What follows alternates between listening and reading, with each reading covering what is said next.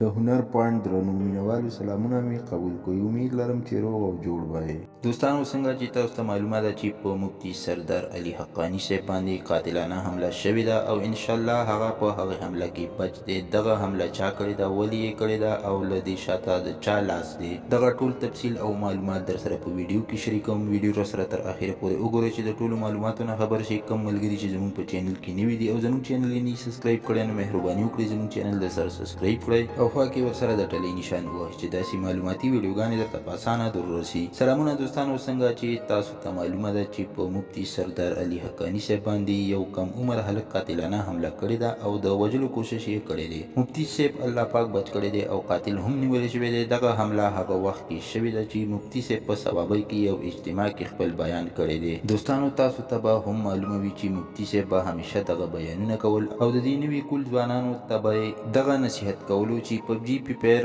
او دغسې نور ګیمونو نه بایکاټ وکړئ، یعنی دغسې ګیمونه مه کوئ او د هر قسم منشیات، آیس پاوډر، چرس وغیره منشیات فروش او د څکلو په باره کې به ډېر ترغیب کولو. مفتي صاحب یو ډېر ښکلی او ښه انسان دی او همیشه به یې سپینه وینا کوله او د مفتي صاحب ډېر زیات مینوال او د ډېرو خلکو په زړونو یې راج کولو. په دغه رامخته شوي واقعه باندې ډېر زیات خلک خفه دي، خاص کر د خیبر پښتونخوا مینوال او د غم اظهار یې کړی او له حکومت نه یې دغه مطالبه کوي چې له دې قاتلانې حملې وجوهات دې معلوم شي. دوستانو مفتیان، عالمان خو د دین ستنې دي او د نبي علیه السلام وارثان دي. دغسې ډېر د دین ستنې ونړېدې، ډېر عالمان بې ګناه قتل کړي شي، شهیدان شو او نن چې دغه کومه واقعه په ثوابۍ کې وشوه دغه هم د دین ستن نړول و، خو الله تعالی مفتي صاحب بچ کو او قاتل ونیول شو او پولیسو ته حواله کړی شوی دی چې لا تفتیش شروع دی او مجرم لا تر اوسه څه نه دي ویلي. دوستانو زموږ ویډیو تر دې ځایه پورې وه چې در سره مو شریکه کړه. د راتلونکي ویډیو دپاره در سره زموږ چینل سبسکرایب کړئ چې د مکمل معلوماتو نه خبر شئ. مننه کوم چې ویډیو م را سره تر اخره پورې وکتله او د بلې ویډیو پورې د لوی الله په امان.